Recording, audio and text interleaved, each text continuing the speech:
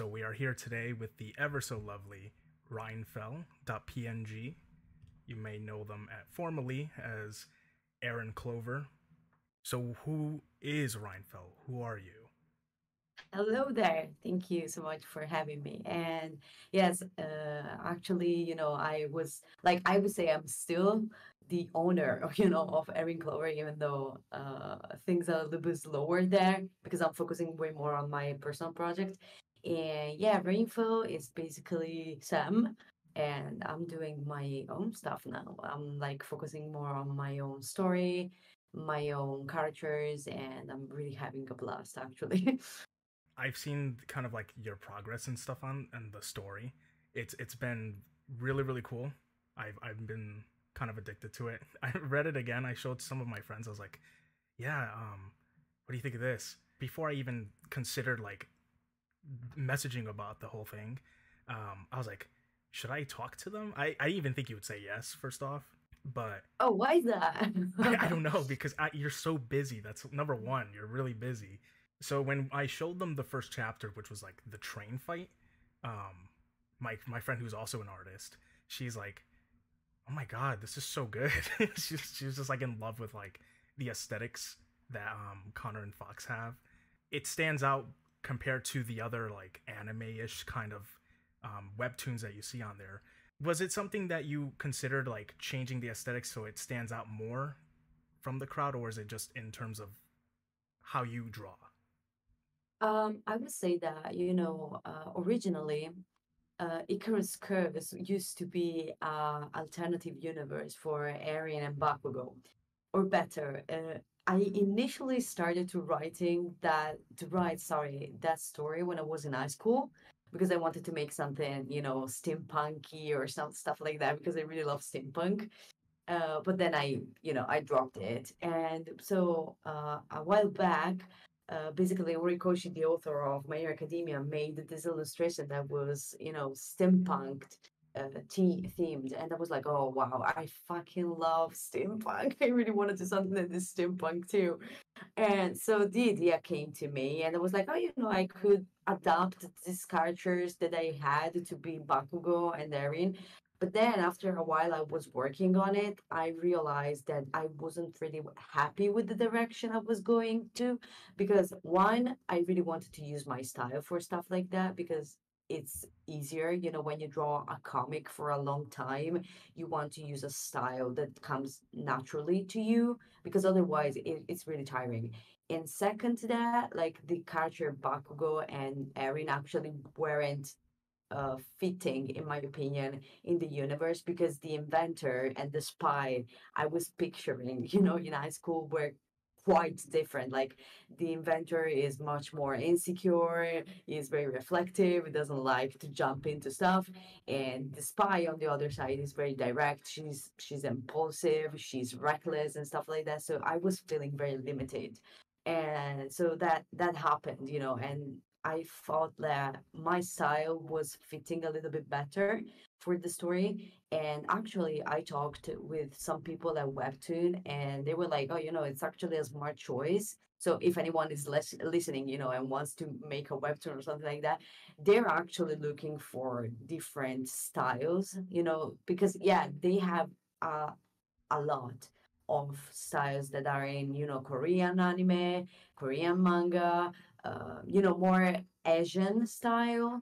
And they love it, of course, and I love it too. But at the same time, they're also trying to, how can I say, widen their style range and have a little bit more different styles. So I think that it was a win-win for me because it comes easier to me, and it's also something they like. So yeah.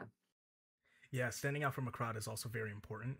It gives you legs to kind of stand on when it terms of like people being able to spot it very quickly and very easily. And for people who don't know who Aaron Clover is, you should probably we should probably introduce who Aaron Clover originally was, right? Oh, Because okay. Yeah, we're sure. making You're those right. direct comparisons to Icarus Curse in that because it's pretty much almost impossible to kind of like separate the two because like you said it was basically like almost a prototype of some sorts. Yeah, I would say, yeah, I really like this word. I would say it was a prototype. I was having fun with it and I was exploring the concept. And the more I was digging into, the more I was like, oh, okay, I really need to separate those things because they don't really match that much. And yeah, Erin Clover is something I started doing during, I think it was 2019, because I was very bored and I was big on art block. And I really needed, how can I say this, like a creative outcome that was a hobby, that I had no, uh, I wouldn't say I wouldn't have any stress attached to it. And so it was like, oh, at the moment, I'm really into My Hero Academia. And that was like, oh, wouldn't it be cool if there was, this kind of girl hero I didn't know at the time that has, very basic powers, very basic quirk, which is telekinesis. And, she has this interesting story. And it was all for me. Like, I did it purely to make myself happy, and it did make me happy a lot. Actually, I had a lot of fun with her, but after a while, I really felt the need to move on, and I was really feeling this pull, Mhm. towards my own stuff. And yeah, so it was kind of abrupt because while I was doing it, I went through some shitstorm and stuff like that. And in that period, I really wanted to come back to Erin, like it was crazy because I was like, oh, I really want to come back to do it. I don't know if I'm ready though. Like I was scared. But then when I came back and Icarus Curse was already becoming a thing, I was like, oh God, I have so much more fun doing that. Like I have so much Yeah. more fun doing my own stuff, I assume Icarus's Curse is your more, unrestricted version where you don't have to worry about having characters feel out of character or what Yes, not in oh this. my God, yes. I never worry about shit. Like I'm always like, oh, okay, I can do whatever I want. And meanwhile, back then, especially like with Bakugo, like I was feeling so restricted because like Bakugo is a very hot-headed character, and I think he would never make the same mistakes that Connor is doing, being super reflective, being like almost like stuck, asking a lot of questions. Like he would be much more on the go. That would be a real problem for me because I really like, this contrast between Fox and Connor, where he's like, what the fuck is going on? And she's like, you gotta just trust me. Like, come on, come here. Everything will be okay. I think about everything, And like, because actually Fox is using like in the most like basic way, she's using Connor. She doesn't care about him at the moment, okay? Meanwhile, I think that in with Erin and Bakugo, Erin has much more of a subtle, manipulative way of dealing with people. She's very subtle. She's really good at playing the game. Meanwhile, Fox is not. Fox is like, I don't care about playing the game. You're gonna do whatever I say because I said so. So it's. I think it's funnier, and I think that probably people wouldn't have liked that with Bakugo and Erin because like their dynamic is completely different, and it wasn't what I wanted. That's it.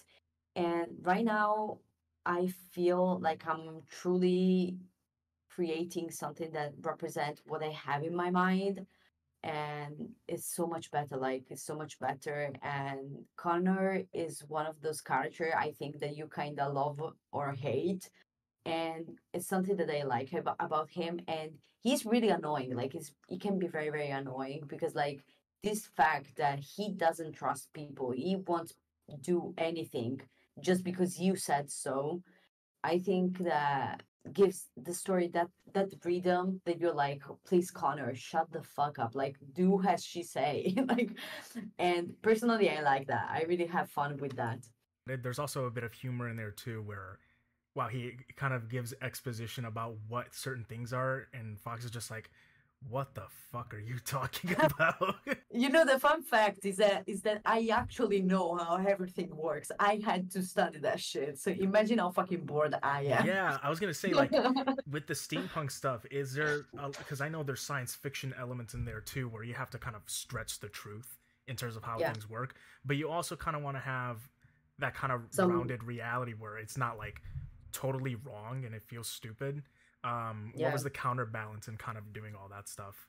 I think that one, I was very, very lucky because my brother-in-law is actually a mechanical engineer.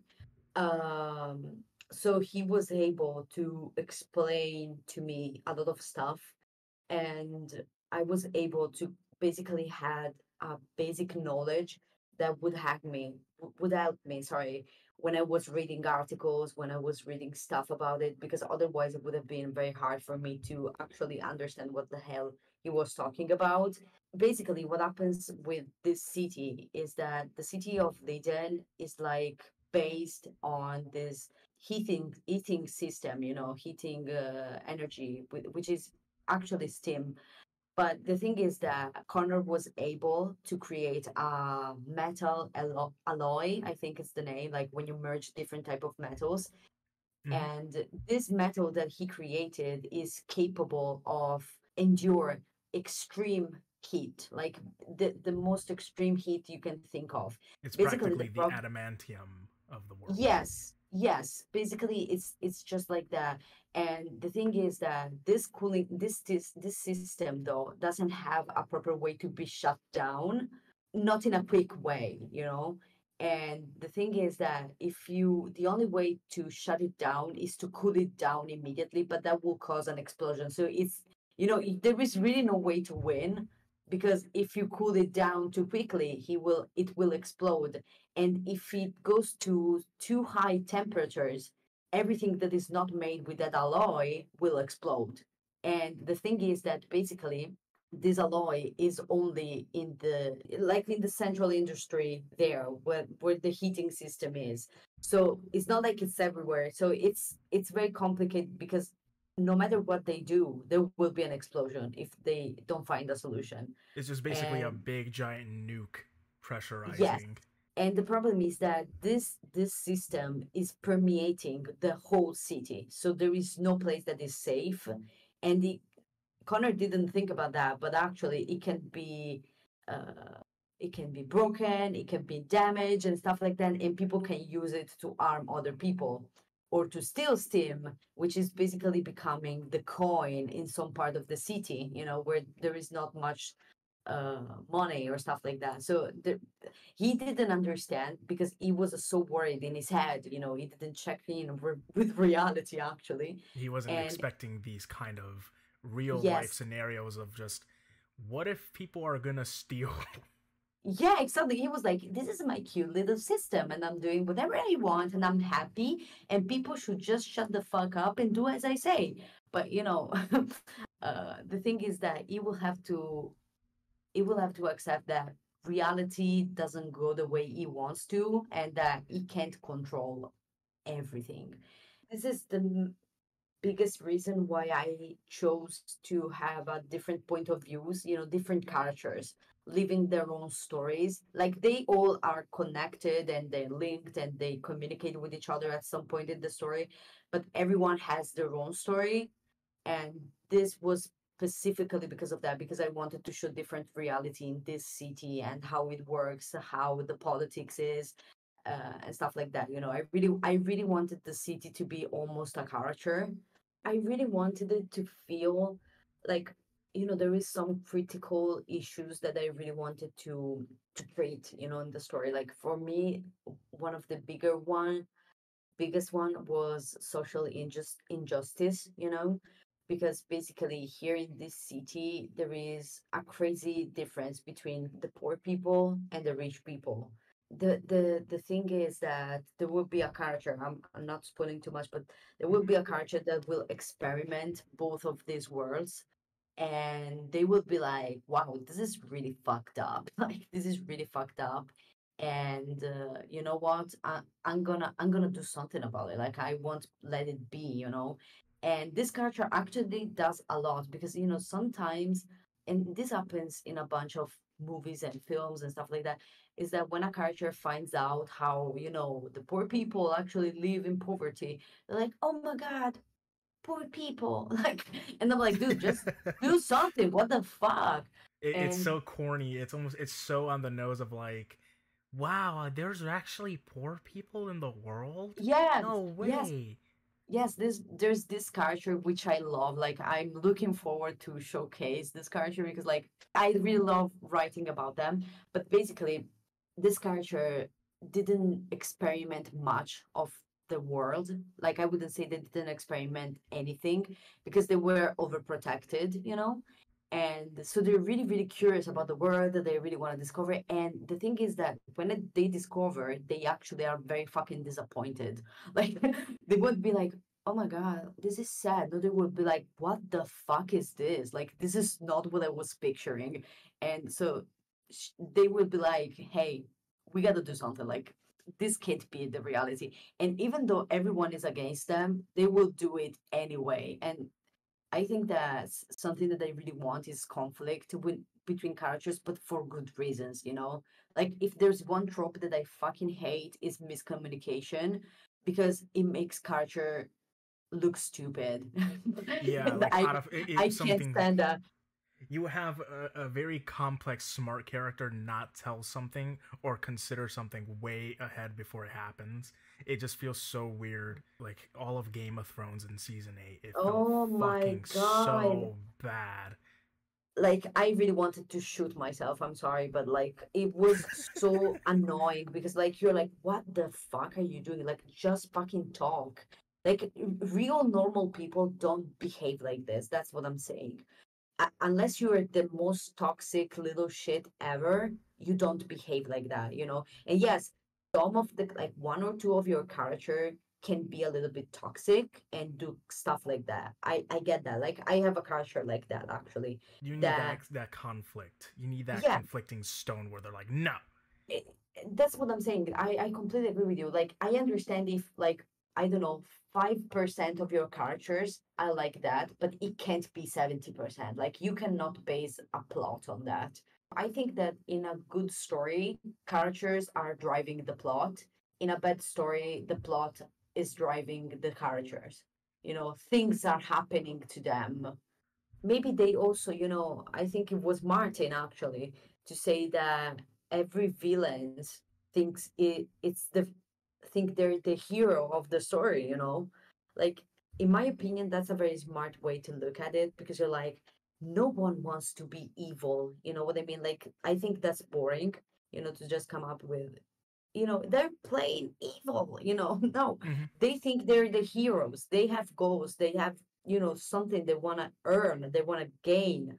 And in my opinion, that's the best way to go about it. And I always try to do that. Like I always try, like for example, with Silco in Arcane, I really loved it because he wasn't evil to be evil. I wouldn't say that he's evil, actually. I would say that he's just like he wants something and he's ready to do whatever is needed to accomplish it. But if you think about it, even Victor is like that.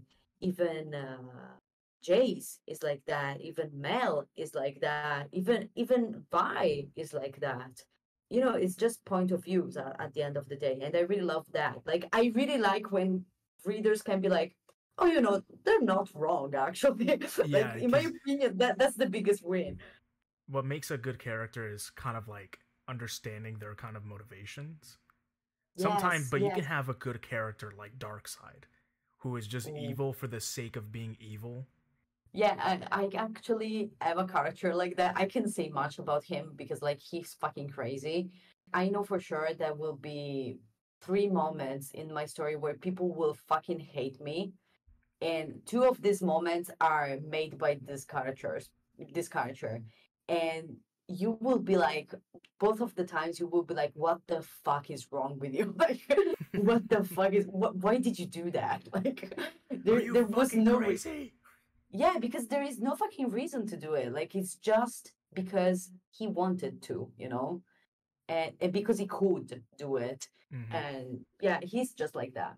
Like he went full crazy, but he has a reason to be that fucking crazy though. Like Yeah. he has a reason. Um. So yeah, I think that it's really important that when people write character, like not to be afraid, to be brave, and to actually do like make choices that not everyone will like. Like I think that at the end of the day, you have to make yourself happy and make something that you would read, with pleasure, and that you will how can I say, is like voraciously consume, that's what I Mm-hmm. try to do. At least I try to create the perfect piece of media for myself. I was gonna mention that I'm sure, like, with Erin's kind of, mysterious backstory, I don't know if that also is included with, characters in Icarus's Curse, where your yourself is kind of in these characters somewhat, where so are some of the characters also parts of you? Because I know some people don't see that in when they're developing characters, or they're just like, nah, they're not like me, nothing like me. Oh, for me personally, they share a lot with me. Like I don't think there is anything to be ashamed of. Like they come from my mind. So I think that for most of them, I share a lot with them. And I would say that it's not something I want to be or something I don't want to be. I would say that people, people in general, have very deep personality. We're not just like four or five things, we are many things. And I would say that for me personally, I consider myself a very stuttered person. Sorry, person. So Mm-hmm. I'm like, I would say that I share somewhat like I would say at least three or four characteristic with every character. I would say that, like, for example, with Connor, like I feel like I know it doesn't seem like, because I'm very outgoing, I'm very extroverted and stuff like that, but I actually share a lot with Connor because I am an overthinker, like the with capital O. And and I'm also very goal oriented. Like I really do care about my goals, and I can be very selfish, sometimes when I'm really focused on something. But you know, I'm actually very sometimes vulnerable, and I'm afraid to show. And I would say that that's something that is true for Connor as well. Like he closed off a lot because he doesn't want to get hurt. He doesn't want to get attached to people, and for Fox, I would say that Fox shares my impulsivity because sometimes, even though I'm an overthinker, I'm that kind of overthinker that is like, I overthink stuff until I fucking die inside. And I'm like, well, you know what? Let's do this. Like I don't care anymore. And then I jump in with the first thing. And also the fact that she's very sarcastic. Like I would say that's that's very close to me. That really hits home. But like for example, for Brianna, I share a lot of her idealism and the fact that she thinks she's always right. Like she thinks that she knows what's best for everyone, which is not true, of course, but Mm-hmm. that's how she feels. I would say that it's important to put something of yourself in your character because it makes them real, and it doesn't have to be something pretty. It can be something even, a little bit ugly, and it's okay. And I think that people are afraid to be connected to their characters because they don't want to be seen as, self-insert or stuff like that, Or which I can understand, but at the same time, I think that once your writing improves, a little bit, it's very hard to, like, if you truly think about it, it's very, very hard to make a self-insert, isn't it? Like, at least to me, it's almost impossible to make a self-insert. yeah, there were times where I would refuse. I would simply refuse to put myself in a work. I don't know. It doesn't fit well, and it doesn't tonally fit well with the characters, because Oh my God, I get you. if I'm writing a kind of grounded story, my sarcasticness is gonna conflict with that kind of world, and it's not gonna, they're gonna clash. It's not gonna be something that your people are gonna be invested in. In fact, they're gonna be more annoyed than anything. Yeah, I agree with you because at some point you gotta do what's right for the story, And this means that your characters are bending to the story and the story is bending to your characters. So it's really hard to make a self-insert, in my opinion, and having something that actually works because it's too much worries, like you are constantly thinking, oh wait, what's happening here? What is this character doing? And if the character is me, so what am I doing? And you can't be objective, when I know it sounds bad, but when I'm writing, I feel like a puppet master. Like I'm just moving the strings of the story, and I feel like these characters are basically doing stuff themselves. Like it comes obvious to me. I'm like, oh yeah, Fox would totally do that, or oh yeah, Connor won't be okay with this one. Like it's really like that, and I am not afraid anymore of people saying, oh, it's a self-insert and stuff like that, because I'm like, it's not. If you want to believe it, you're free to believe it. It's the same thing with Erin. I would say, like, for people that know me in real life, they'll like they know that I have little to nothing to do with Erin, but still, some people like to believe it, and I'm like, oh, go for it. Like I won't be able to change your mind. So I'm like, go for it, girl. Like, Yeah, I didn't know the Irish hero was also Italian too. yeah, right.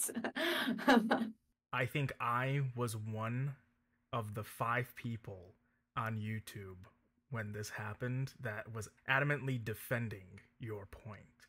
Oh, thank And you. because as someone who creates, not safe for work content, and Hmm.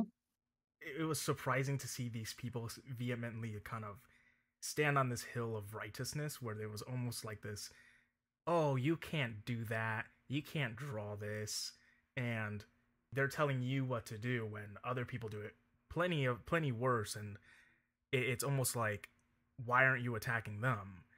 So I kind of want to know what the hell happened that it suddenly snowballed, everyone wanting to roast you at the stake. Okay, do you want the chronological version or the cinematic version? Because there's We two need to make different this things. as Shakespearean as possible. Okay, the cinematic one then. All right. Basically, I was always creating not safe for work, sorry, art, but on my Patreon, because I really didn't want minors or anyone like that to get into there, or Mm-hmm.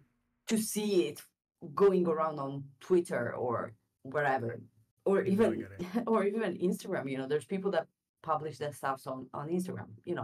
Who cares? And so I was like, I really wanted to be protected. I don't want people that don't want to see this kind of content to see this kind of content. And what happened is that someone leaked my Patreon stuff, and basically, in like a split second, I would say it was over the internet, because this person took it to TikTok, and you know how TikTok Yeah. is.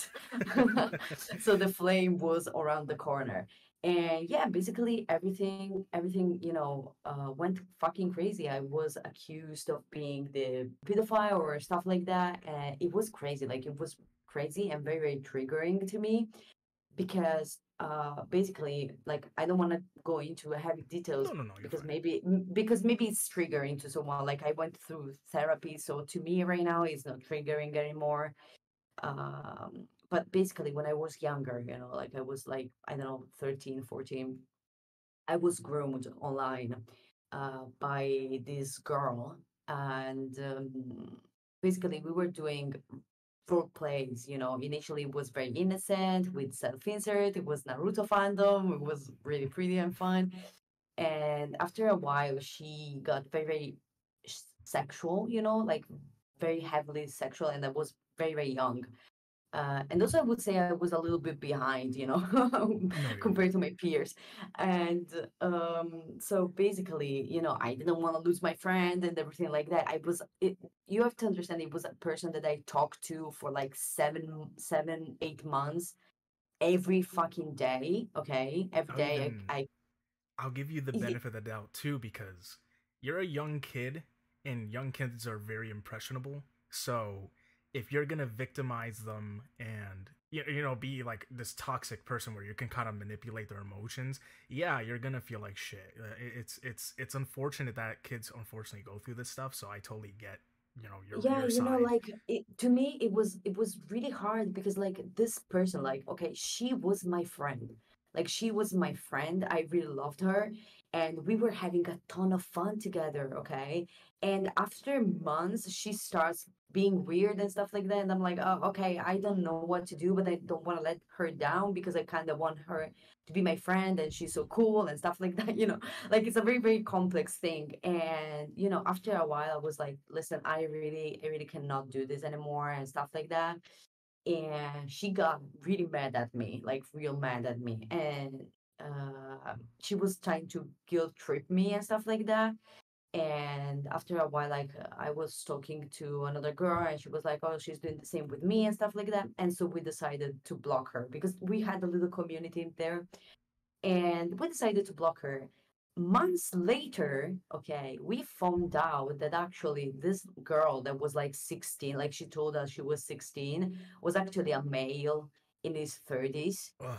And yeah, that was fucking crazy. Basically, we have a community in Italy. It's called EFP. Yeah, EFP is a site, a website where you post fanfics and stuff like that. Hmm. And we had a real huge problem with, you know, groomers there and predators there because like these people were fucking everywhere. And so to me, it was very triggering to be like to be groomed. I stuffed that thing back in my mind. I was like, okay, I never want to think about this ever again. Like, you know, was fucking nasty, disgusting in my opinion. And so imagine you stuff this thing back in the back of your head, and actually years later someone accuses you of the same thing because people were accusing me of grooming people. They were fabricating proofs and stuff like that. Like, dude, I shut down. I I'm don't not blame proud. you. I'm not proud of it. I'm not I proud know. of it. I called. I think I also said you were a little pussy for shutting Dude, your I account am a down. pussy. Oh my god, I'm such a pussy. You have no idea. I'm a chicken shit. I'm a wasn't chicken shit. Like I wasn't the get best scared. word to say, but at that point I was like, you gave them. I said you gave them ammunition to make their points more valid because you I shut your did. accounts down. If I could slap myself in the face, I would. Okay, like I would. I promise. But at the time, you know, I was coming out of a very very dark moment because my boyfriend had cancer the year before, so I was Oh. very stressed. Mm, But it's not. It's fine now. By the way, mm, like I don't wanna. Okay, but yeah, I yeah. was very stressed. I was doing this thing, and I was in a very very unhappy place at my job, which luckily I left later. But you know, I was going through a lot, okay? And Erin was like my happy place. So to have that destroyed, and at the same time, people were accusing me of false stuff where the proofs were out there, you know. I was It was like, just like people, outrageous stuff, like stuff that wasn't even close to being true, and they were just yeah, like fabricating exactly. it. It was just such And that, horseshit. I think that's what scared me, you know. I was like, people don't want the truth. They don't want to believe me. They want to destroy me. And I was scared. I was honestly scared. I was scared for my future. I was scared for my career and stuff like that.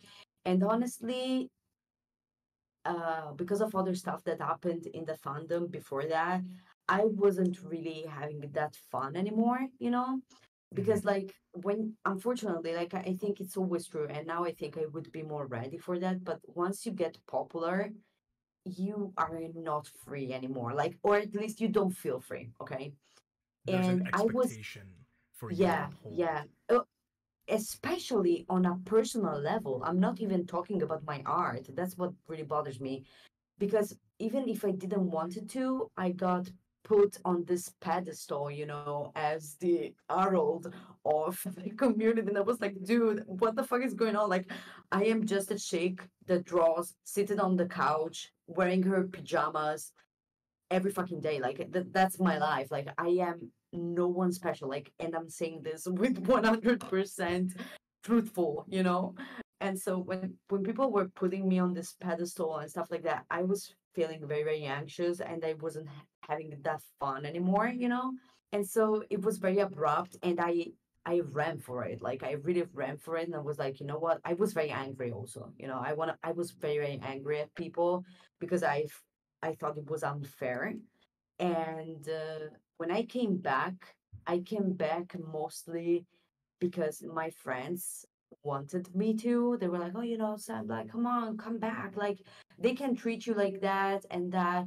But I was very ignorant by the time. And I was like, oh, you know what? I'm just going to come back and that's it. I'm not going to make a huge thing for it. I'm going to make a try. And not because I wasn't feeling like shit. I was feeling completely like shit. But at the same time, I was like, I don't know what to say. I truly didn't know what to say because at that moment, I was still very angry and scared, I would say. And when I came back and the reaction was even crazier than before, okay, I was like, okay, you know what? Fuck it. I don't care anymore. Like, I don't want to be here. And so I went away once again, but this time something different happened and I started doing some self work because I started going to therapy at the time. And so I realized that I ran away because I was scared. I'm a people pleaser. I need for people to like me. Like not that much anymore. But at the time I was really dependent on how people felt about me. Hmm. I really wanted to be the good guy. I really needed for people to see me as the good guy. Otherwise, I was the worst shit on the planet.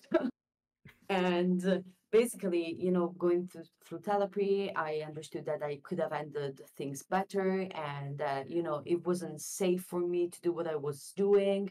And I could have handled things 100 times better. And after a while, going through therapy and stuff like that, I was okay. Like I was working on Icarus Curse, I was doing my stuff, I was just finishing with school, and I was really happy. I was in peace, at peace. And so cinematic version coming to an end, one day I wake up to, I don't know, dude, I don't use Discord much, but I woke up to like 14 messages on Discord, like 14 notifications. And I was like, what the fuck is going on? And so basically turns out that, oh, Sam, there's this girl that everyone is attacking because she apologized because she was actually the first one that started this whole thing. She's only 13 and they're bullying her. And I was like, what the fuck is happening? Oh my God, this is crazy. And that was super scary. I honestly was super scared because like I know what it feels like to have thousands of people coming after you. It doesn't feel nice. It's not pretty, okay? Yeah. It gives you so much anxiety. And I am sure that a person that is not in their right mind or that is very young, that could really that could be potentially very dangerous, okay? Yeah. So in that moment I was scared to shit. Yeah. Like I was gonna say, like you can be the most like tough person, but after a while of hearing you suck, you suck over and over and over It gets to your constantly, brain. it fucks with you so Dude, much. at some point I went through complete derealization. Okay, I was thinking to myself, oh my God, maybe I did it. Maybe I did something that horrible. Maybe I am a predator, even though I never did anything like that. But when It's thousands of it's that people, mind tricking and kind of escapism. Like, yeah, like dude, I'm freaking out. Like maybe I did something wrong. Which, of course, now if that was true, I wouldn't be sitting here talking to you. You know what I mean? dude, imagine my being my therapist. I printed every single conversation I had with, people on Instagram, like, on a deeper level. And I brought it like to her and I was like, can you please read it and reassure me that I'm not a fucking pedophile, I'm not a fucking weirdo. And I've never did anything like that because I don't trust my gut anymore. Like I wasn't able to trust myself. And poor therapist, I mean, she had to go through a lot. But at the same time, like this person, months later comes out and I'm like, dude, my main focus is talking to this kid. I need to understand what the fuck is going on. And so they explained to me, like, I finally am able to reach this kid, and she's just a kid. And she was like, oh, I did this and I did that. I was really heavy. Can you forgive me? Stuff. She was very childish about it. And I was like, dude, like, at least you apologize. Like at that point, I didn't really care anymore. Like I had my inner peace, coming from within, not Hmm. from an external um point of view. And so I was like, oh, okay, it's a big misunderstanding. She didn't really see the consequences coming. Yeah. And after that, basically another girl, like she was in my Discord server that I had for Erin like 1 year prior. And she was like, Sam, I think she's actually trying to manipulate you and not giving you the full picture. This person is actually doing the same thing to another two other friends of her, like quote unquote friends of her, and she did it in the past. It's like a motive. And so I Mm. was like, dude, I really need to talk to her again, because like in this moment, the most important thing is that this person doesn't do this again. Like I No, don't yeah, you want. need that. Yeah, and people got really mad at me because I forgave her. But the thing about me is that I swear to God, I don't take things personally. Like I don't know what it is, but it's very, very like it takes immense amount of energy to actually cross me. And so it was like at that point, I really wanted all this hate train and stuff like that to be over for the community, for me, for her. Like I wanted it to be over, yeah.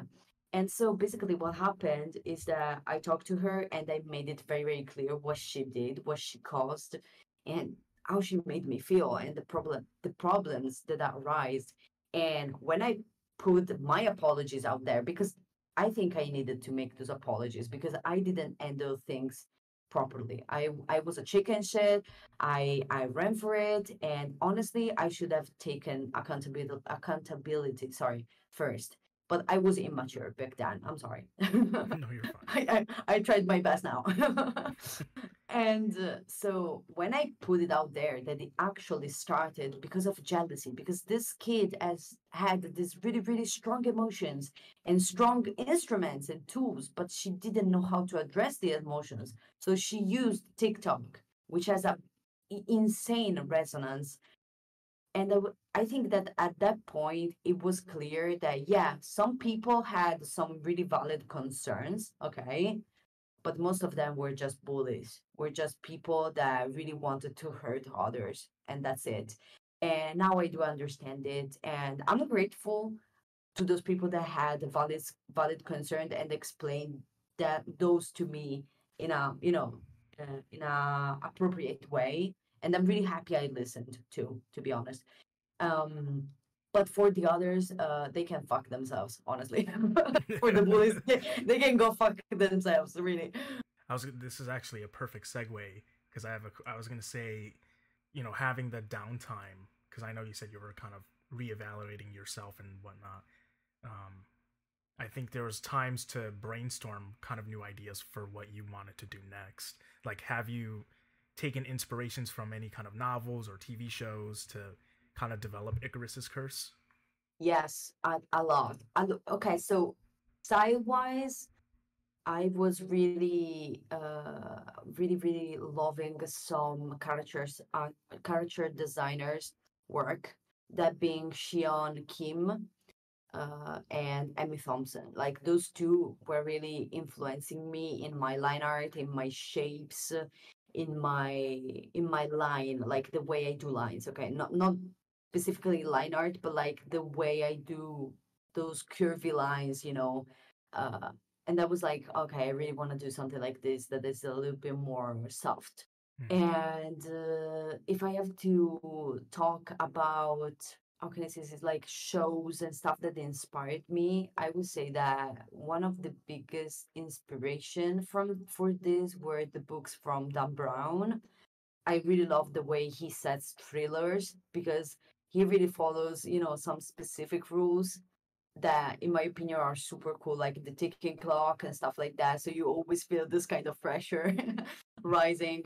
And also I loved Sherlock Holmes, especially Mm. the last movies with Robert Downey Jr. and Jude Law, because I think that what I really like about those movies is that it's so pretty how they portray the relationship between Watson and Sherlock. I think it's so smart, like that banter, that funny, thing going on. It really drags you throughout the whole thing, and you're like constantly trying to think what they will do for each other. I think it's really, really awesome. I really love those kind of duos. And actually it's really fun, but once Arcane came out, I started noticing so many resemblance with my story. And I was like, oh wow, there's a lot in common. So yeah, I had to change some stuff because I was like, this is too similar. I But was at gonna. least it gives me the idea that I was going in a really cool direction, you know, like And I love the color palettes you choose too.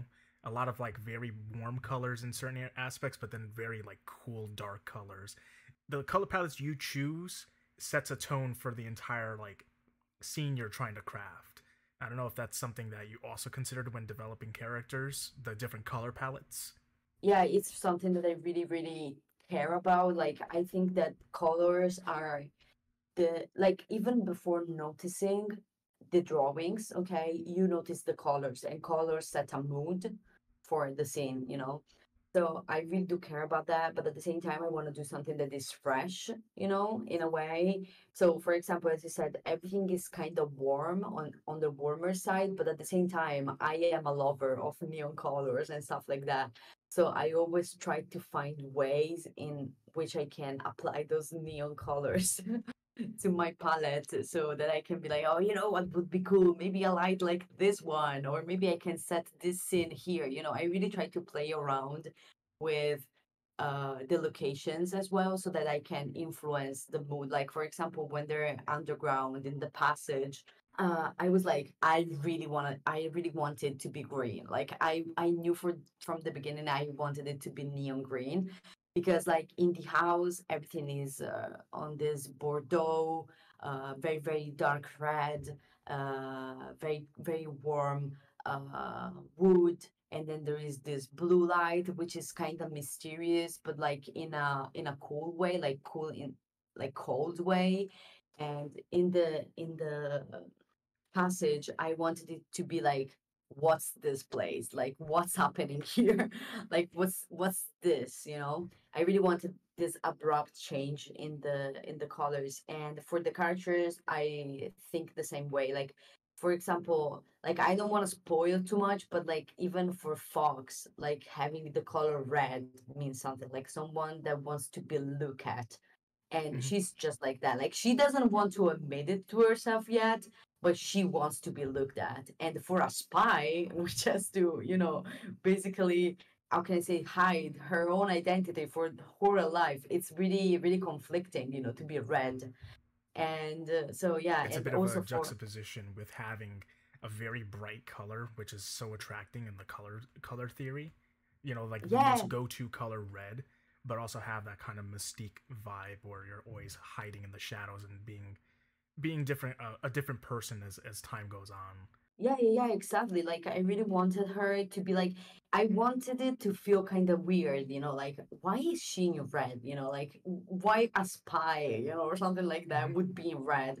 And also for Connor, I wanted him to be gray because basically he's dry. He's dry like a plant, you know, Mm-hmm. like he's almost disappearing, like a ghost. I was gonna mention And he's very monochrome in colors.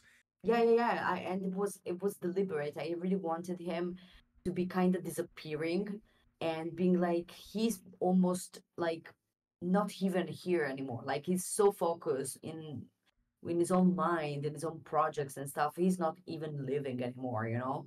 Mm-hmm. And I really wanted this gray to be there, but at the same time you see the yellow of his eyes. And in my opinion, like the yellow was the idea, this geniality that he has.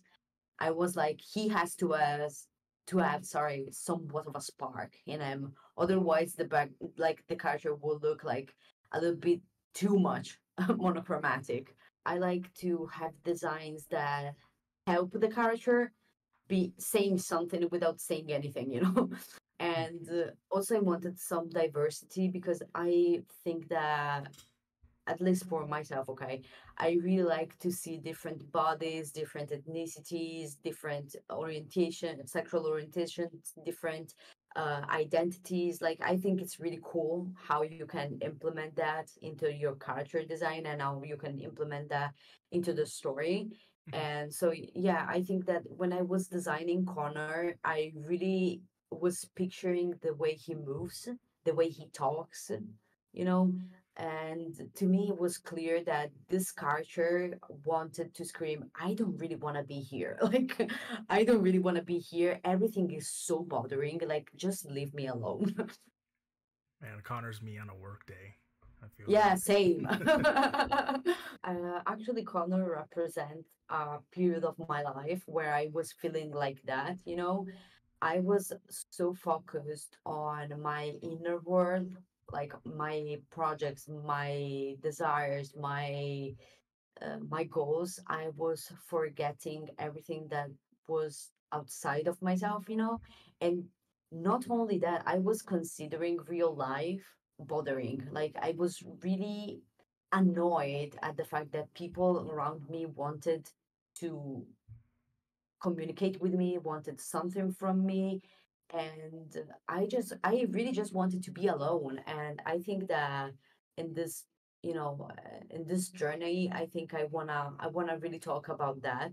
That yeah, you can be focused on your projects, on your stuff, but at some point, you really have to ask yourself why you're doing it. Are you maybe just escaping, trying to escape from something, trying to evade? And in my case, it was just that. And so, yeah, I don't know if the answer is the same for Connor. I still have to figure a lot of stuff out, and also I don't want to spoil too much. Mhm. But yeah, I really, that's what I was saying before. Like, I don't believe that you have to talk only about the stuff you know, because you can imagine a lot of stuff. But at the same time, I think that sometimes if you talk about something that is really important to you, uh, it will come across much better, you know, because like you really feel that. Back when you said that you didn't have self inserts, I think you're lying. I think you're Fox with I everything. actually have self-insert, but you will never guess who it is. Like I swear to God, like there is no way anyone will ever get that. It's the I will detective. reveal. It's the detective person. I swear to God that when Icarus Curse will be over, I will say it who it is, and people will be like, "You gotta be fucking kidding me! Like You're like, that's not true." what? No, you gotta have a but little fun. but You gotta have fun but with it. I will say this: it's not Fox, so that I will send everyone in chaos. No, that's Erin Clover, I guess. Yes, I'm Erin. Yeah. Besides of Icarus Curse, um, do you have any like other projects that you've done in terms of like stuff you can talk about where it's like because I know Mhm. you do more art stuff. I don't Oh, know if you like have for my more. job, you mean? Yes, yeah. If stuff you can talk about, of course. Basically, what I'm doing right now, and I've been doing it like stably for like I would say 2 years now, is working in animation and short movies and video games. Hmm. And yeah, basically what I do is it's very weird because I always start as a character designer, but by the end of my contract, I actually became a visual development artist or art director. So it's like, I don't know, it's ever changing, I would say. And yes, what I do is basically focusing on creating the look for the characters. Like that happens every time, and sometimes it happens also for the rest of the movie, so also for environment props and stuff like that, you know. Maintaining an And aesthetics through like a yes, consistent aesthetic. yes, exactly that. Yeah, that's And awesome. that's I'm really lucky. I'm really lucky. It's a really fun job, I would say. I think that most people have this, idea that, oh, being an artist, you cannot have a good life, you cannot pay your rent and stuff like that. But I think that's something that people tell others to stop them from pursuing art, because if you like, you have to take it as a job. That's really important. Like I feel like some people can be a little bit flaky about it, being like, oh, I want to make art, I want to share my vision with the world and stuff like that, which is all pretty and good, but actually it's not what it is, It's a because it's a yes, kind of a naive kind of outlook. Yeah, I would say it's the childish way to look at it. When you're a child, you probably think about it that way, but actually, it's more like, yeah, it's art. It's meant to be artistic, creative, full of emotion and stuff like that. But at the end of the day, it's primarily a product, that you have to sell. And personally, I find very, very fun to mix the two things, and being like, oh, okay, I really want to make something that is artsy, cool, um, inspiring for other people, but I also have a budget. So Yeah. I have to make it work. And so, yeah, I was really lucky because I went to this school in Italy, and it was really, really cool because I learned about visual development and art direction and everything like that. It was very, very inspiring because basically the lessons consisted of us building a portfolio. Okay, oh, by the way, Hmm. a portfolio is where you basically collect all of your works. It can be a portfolio about character design, it can be a portfolio about visual development, it can be a portfolio for environment design, it can be basically whenever you want, whatever you want. And so basically the lessons were like we bringing our updates and stuff we did, and the whole class and the teacher criticizing each one of us, and to each other. It was brutal. I remember that in my class, like, this is completely like it won't serve anyone here, but who cares. This I is about remember that. you. This is you. Yeah, this is about me, okay? But what I wanted to say is that basically in my class there was this girl, okay, and I learned how to respond to critique in a healthy way, like even to myself, it was like, oh, okay, it's not to you personally, they don't fucking hate you, it's okay, they're trying to help you.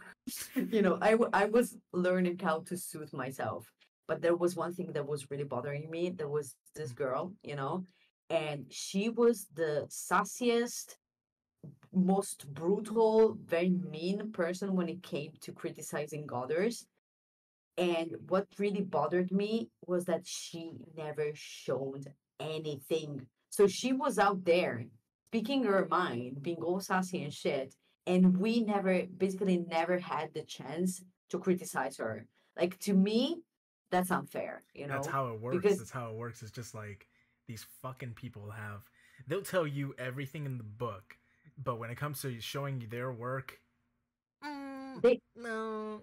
yeah, and also she was taking out all these references to fine arts and stuff like that. Oh, you should give the hero the red and blue colors Oh, because shut the. those are It's the. reminiscence of the earth and the sky, and he's aiming to the sky and shit like that. And I was like, bitch, what the fuck? Like, why are you Yeah, just saying keep that? make it so cliche that it doesn't Yes. stand out. Yeah, basically it wasn't even useful, to the person. Like, it was never useful. It was just to showcase her knowledge.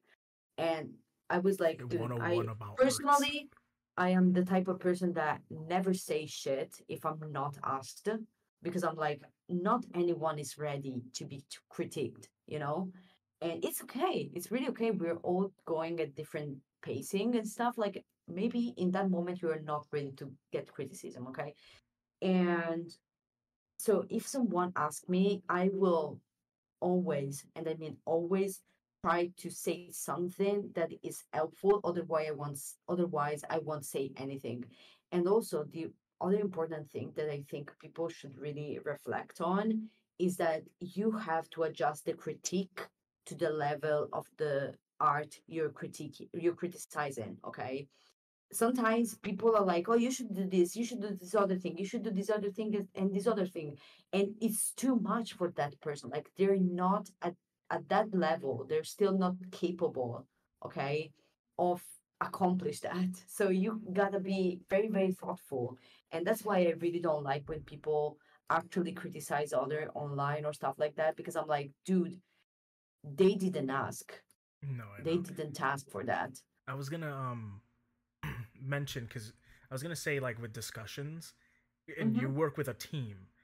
I Yeah. think are there times where compromises have had to be made where you've had a vision that was kind of going a certain way, but eventually you've hit roadblocks and you had to kind of maneuver and kind of figure something out. Yeah, definitely.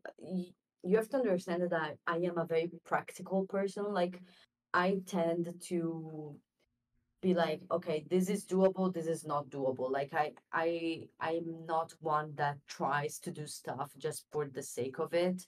I'm like very good at understanding what can be done and what cannot be done. And once or twice I had this problem where basically I was working with people and they weren't really understanding the implications, okay, of the stuff they were asking. So it's really a moment where you have to be very clear. And that can be hard sometimes, to be clear, because sometimes you have to disappoint people and be like, hey, actually, I know you really wanted this, but like with this budget, with this timeline, with this stuff, like we have to, like the people that are working on this, we are not going to be able to achieve this. So maybe we can set our goal here or there, and that can be hard sometimes. And the other hard thing is when you find, like, when you're working in a team, and for example, like in one of the projects I worked on, I was basically junior art director. I was working with this girl, and she, oh my gosh, she's the most talented like animator ever. Like, she's very, very talented, uh, very good eye, very, also she's really good colorist and stuff like that.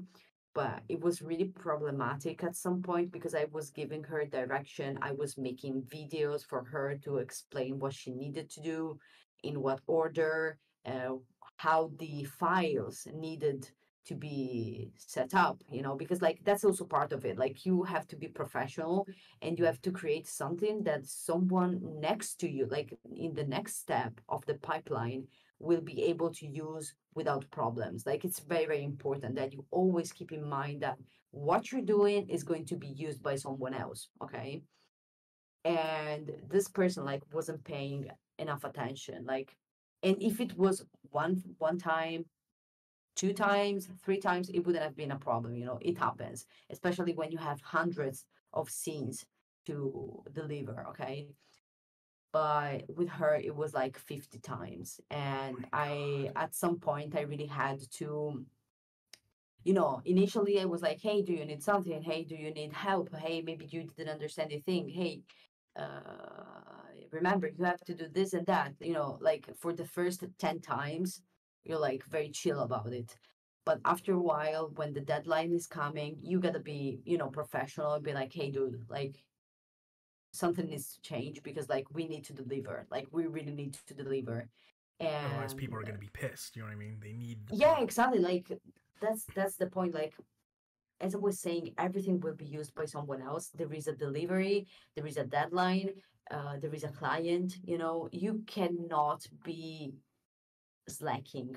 You have to be on the, like, you have to be focused when you're doing it. And if you have trouble being focused, it's way better to ask for help than to mess up things for others. Like, if she was like, hey Sam, I cannot do this thing, like, can you take a look for me, like, can you help me understand, like, that would have been completely okay.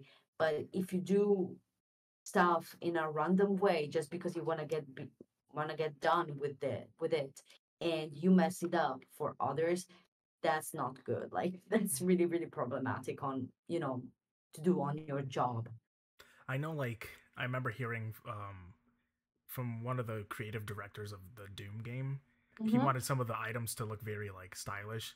The developers was like, it doesn't need to look pretty, it just needs to work. You And have to understand that the basics of design is that design has to be functional before being pretty. So I always try to think like that. I'm like, yes, I need to have a strong functional base, and then I can make it pretty. And I think that a lot of people are way more focused on making things pretty, but then they're not doable. So everything you did was basically useless. And I think that this is probably the best advice I can give to anyone that is approaching this kind of career, or it's interested, is to behave like a professional person. Like, always try to find a solution before the problem arises. I think that's a very, very good quality to have. Like I think it's one of the things that I get complimented the most.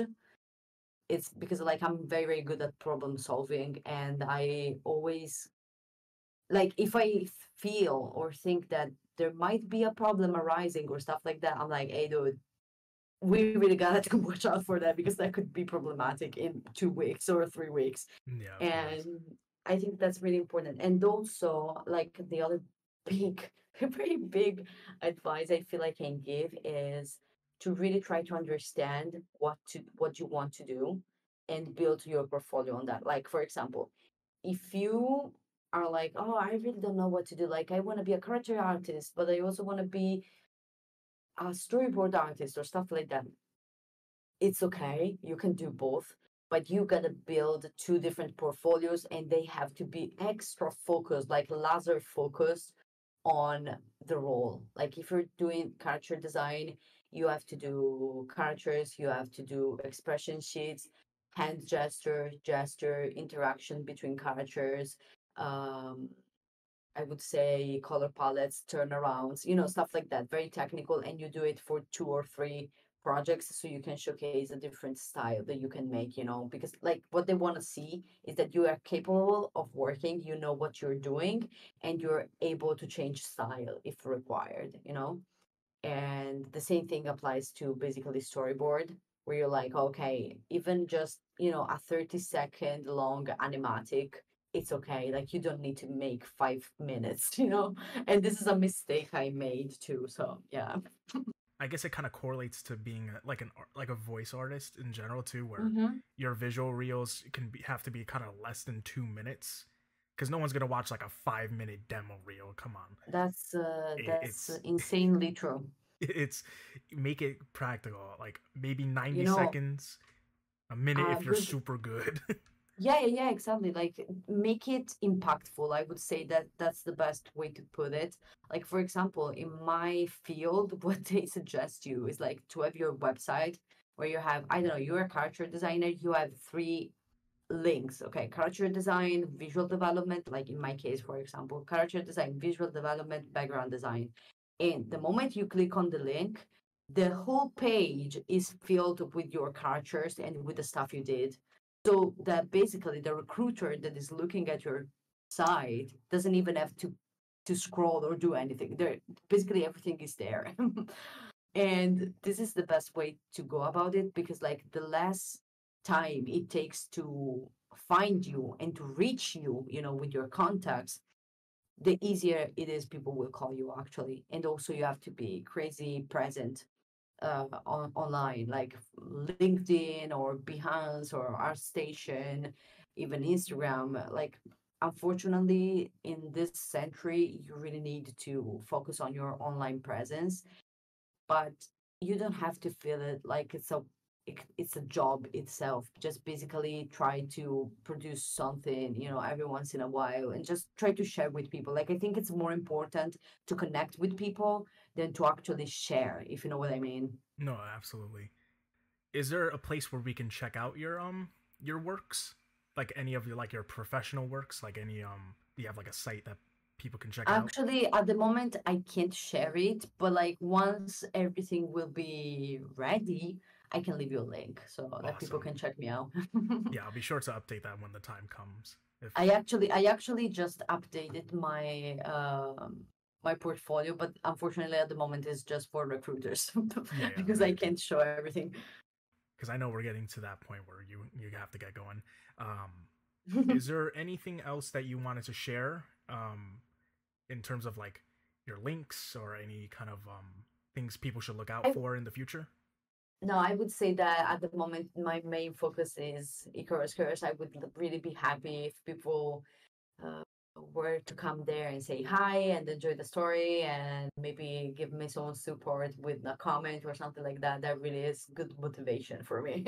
Thank you so much for taking time out of your busy schedule to kind of talk about what you're doing and other kind of discussions. Was my pleasure. I had a lot of fun actually. Like this was the funniest thing I did in a while for my job, career, arts life. Yeah, of course. Well, I'm going to end here. Thank you so much for watching, And of course, you can check out all of Reinfel's beautiful works. I'll put them in the description and in pinned comment. Again, take care, guys, and have a good one. Cheers. Cheers.